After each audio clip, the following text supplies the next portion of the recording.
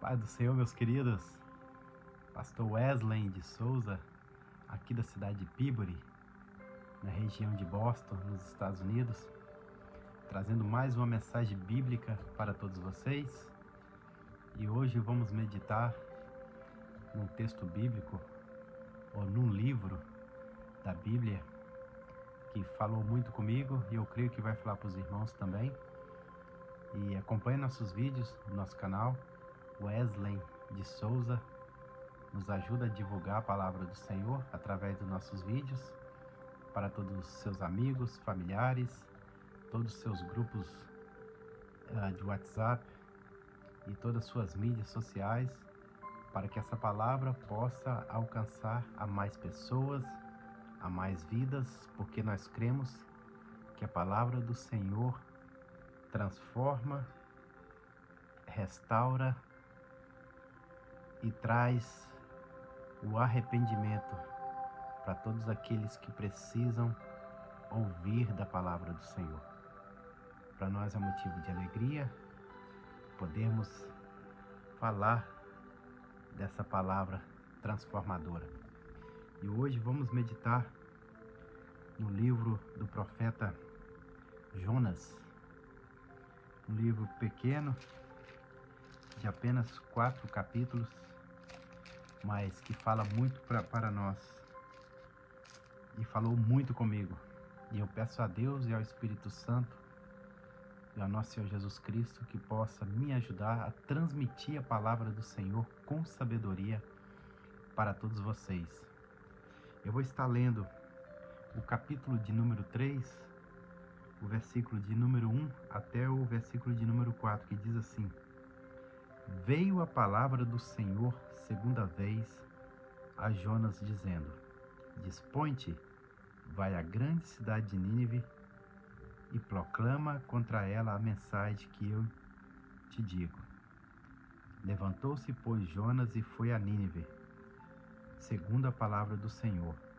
Ora, Nínive era cidade muito importante diante de Deus, e de 3 dias para percorrê-la.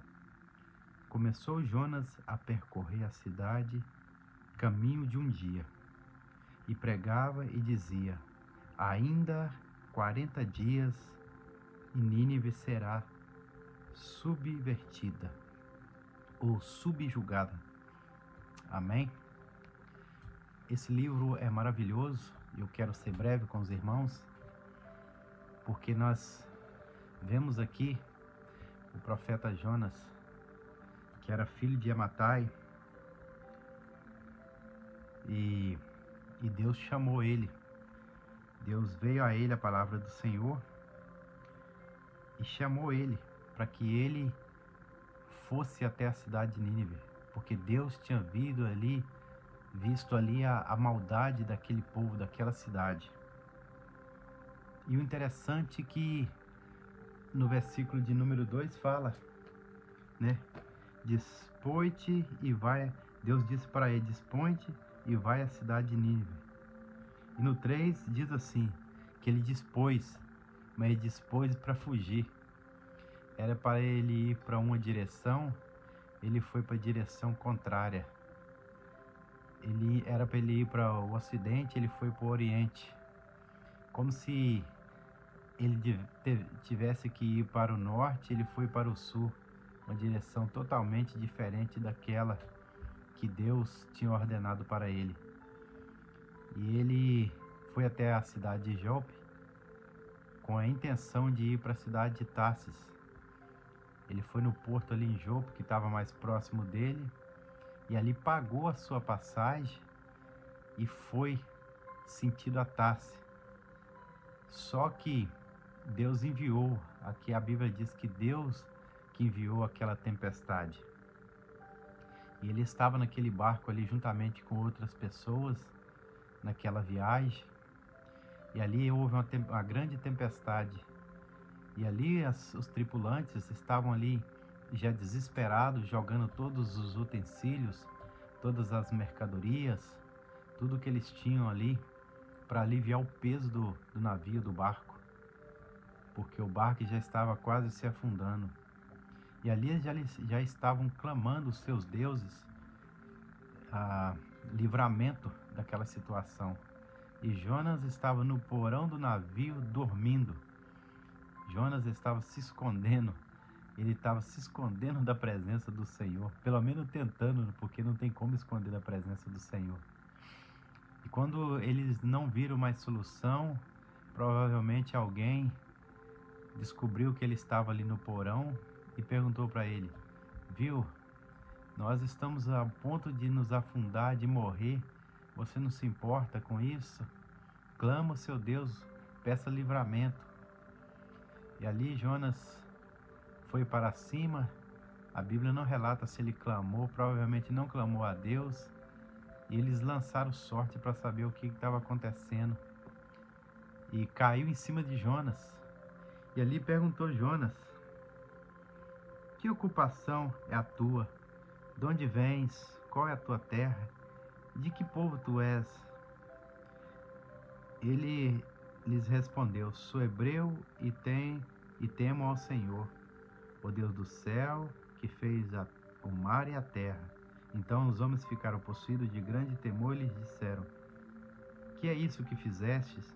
Pois sabiam os homens que ele fugia da presença do Senhor, porque lo havia declarado. E ele perguntou: e o que vamos fazer nesse momento para que possa acalmar essa tempestade?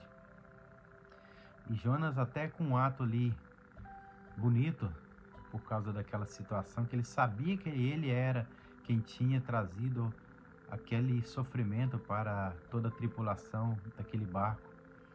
Ele disse: me lança fora do barco, para que essa tempestade possa acalmar. E eles ali, possuídos de grande temor, e disse a Deus para que Deus não condenasse ele pelo sangue daquele homem que seria lançado. E lançaram Jonas ali ao mar, e Deus preparou ali um grande peixe. Mas antes de preparar o grande peixe, a Bíblia nos fala que aqueles homens ali temeram estes homens em extremo ao Senhor e ofereceram sacrifícios ao Senhor e fizeram votos. Eles temeram ao Senhor ali naquele episódio. Jonas, sem saber, já estava começando ali um ministério ali, ou posso dizer, o seu chamado. A vida dele já estava servindo ali de exemplo, de testemunho, e realmente teve um efeito. Aqueles homens temeram a Deus. E ali Deus, por toda a misericórdia e bondade do nosso Deus, enviou um grande peixe ali, ao qual engoliu Jonas. E Jonas passou dentro da barriga daquele peixe 3 dias. E no capítulo 2 nós vemos a oração de Jonas no ventre do peixe. Imagina comigo, meus queridos. Jonas estava dentro do ventre ou dentro da barriga daquele peixe.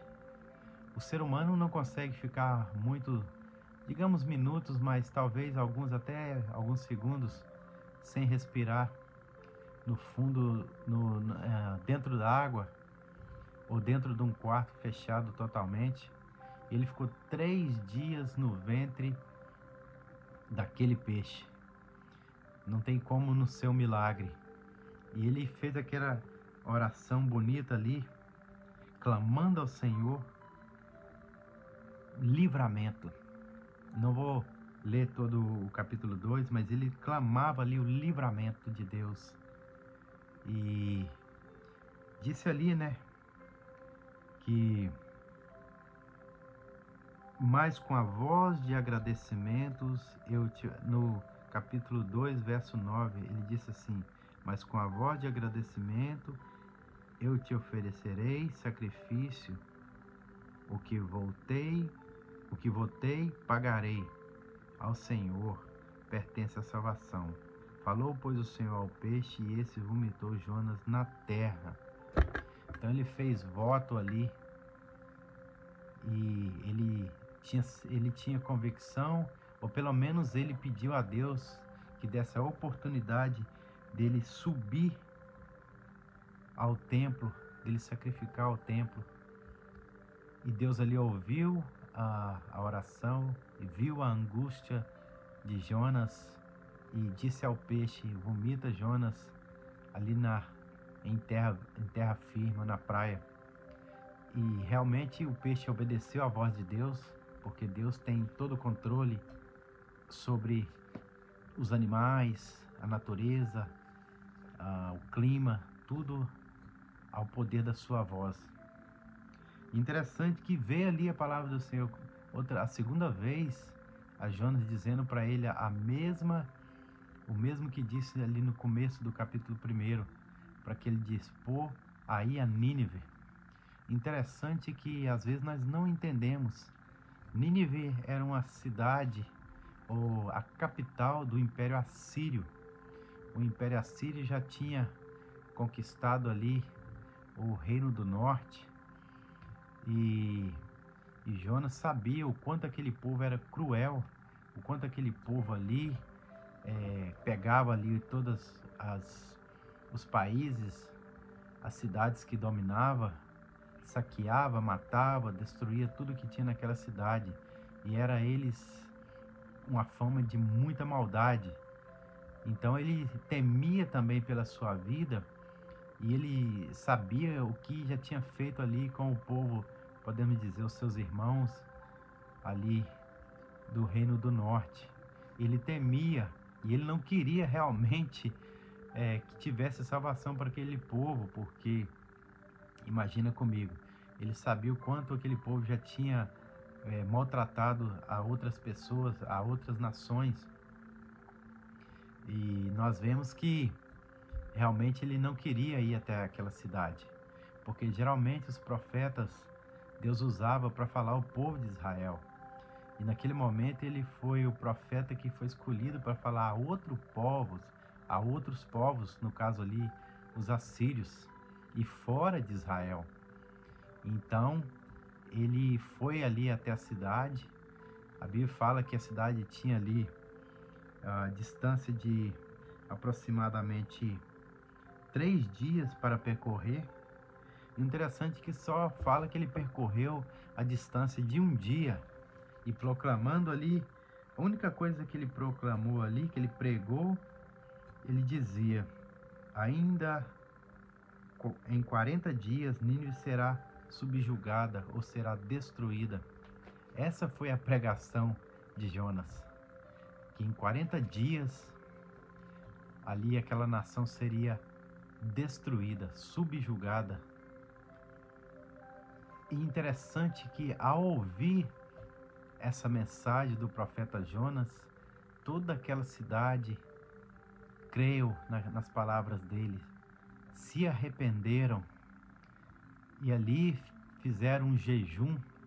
Até mesmo o rei, e o rei decretou ali um jejum a toda a cidade, a todos os homens, a todas as pessoas, todos daquela cidade deveriam fazer um jejum.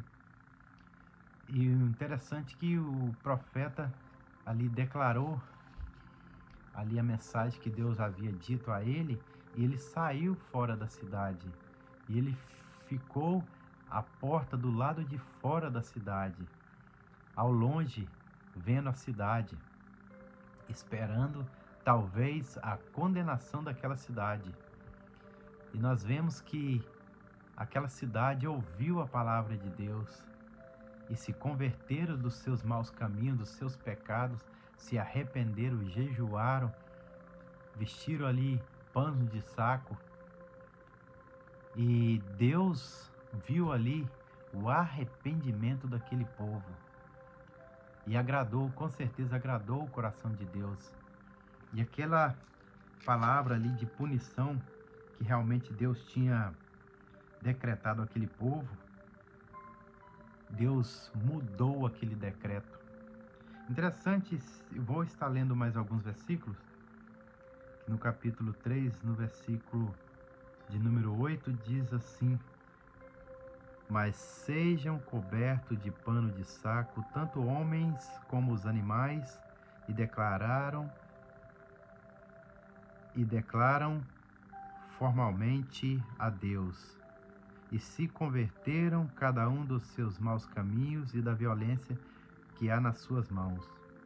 Quem sabe se voltara Deus e se arrependerá e se apartará do furor da sua ira, de sorte que não pereceramos.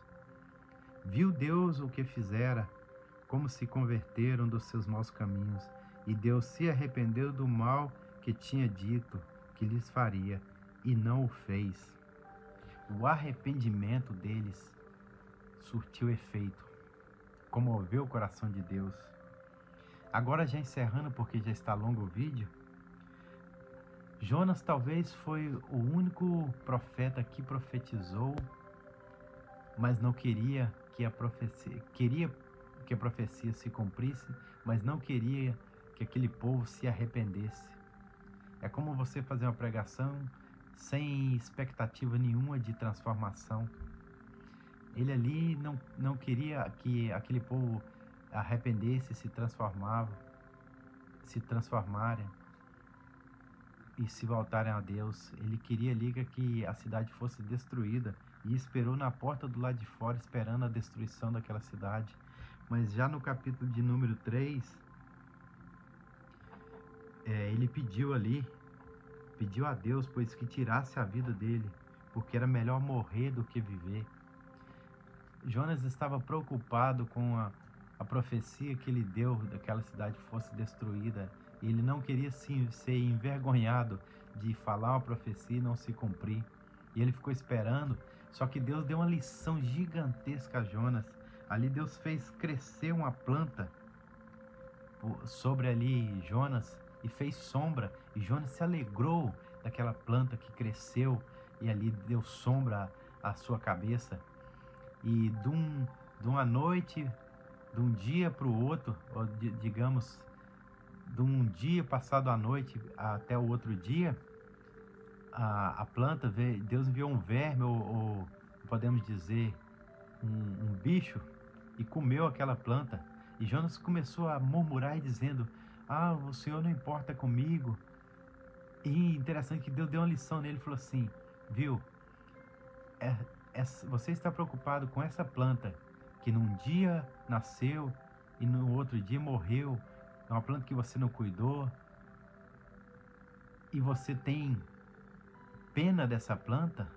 Agora eu, que sou Deus Todo-Poderoso, Deus Altíssimo, que criei todas as coisas, que criei todos os habitantes dessa terra, não vou ter dó, não vou ter pena dessas pessoas que se arrependeram de seus pecados? Então essa é uma mensagem breve, meus queridos. E eu quero dizer para os irmãos, eu disse isso tudo para dizer que quando há arrependimento, há mudança de atitude, a transformação, Deus olha lá do céu, se alegra, e Deus te tira de onde você está, restaura a sua vida, transforma a sua vida. E Deus se alegra quando nós se arrependemos dos nossos maus caminhos e nos voltamos diante dele, nos aproximamos diante dele, porque Deus não se afasta de nós, nós que se afastamos de Deus, nós deixamos a presença do Senhor por causa do nosso pecado.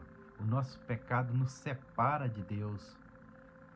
Nós deixamos de ouvir a voz de Deus porque nós ouvimos mais a voz do pecado ou a voz do inimigo que está contra a nossa vida. Então, se arrependa dos seus pecados, volte para Deus, busque a presença do Senhor, desvia dos caminhos maus, porque Deus te ama, Deus quer te salvar, Deus quer te libertar, Deus quer te curar. Arrependa e Deus vai transformar a sua vida. Amém, meus queridos? Essa é a palavra de hoje. Ficou um pouquinho longo, mas não é uma pregação, mas é uma mensagem. Mas que Deus possa estar abençoando a vida de cada um de vocês. Continue nos ajudando a propagar a palavra do Senhor. E que o Espírito Santo possa ministrar no coração de vocês e transformar, ou posso dizer, que o Espírito Santo venha a operar na vida de vocês, convencendo do pecado, porque nós somos templo e habitação do Espírito Santo. Amém, meus queridos? Deus abençoe a vida de cada um de vocês. Esse é o meu desejo do meu coração.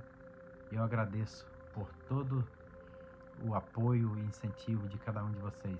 Muito obrigado e que Deus vos abençoe em nome de Jesus. Amém.